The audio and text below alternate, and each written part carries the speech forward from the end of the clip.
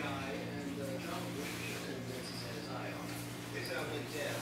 Kim took her tumbling school on Monday, but the doctor said someone smacked her around a couple of days before. It was Friday or Saturday. We know that she was home all day Saturday, and she was in school all day Friday till 4 p.m. So she must have been attacked on Friday night. She went out the room. It's Ethan Morris's turn. So he had to be here today. Okay, so what's the story? She's got a crush on her. Kim sends us pictures of herself.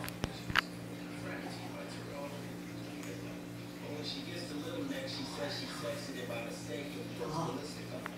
Last wasn't a mistake. She was dating Ethan behind Steve's back. This is video surveillance from the Video she's on. Penn Station. Okay, so we got Kim Friday night, 6:28 p.m. Window 7, check out window 12. Steve Walker, where was he going? Filming. 눈치 좀 Tuesday, 엄청.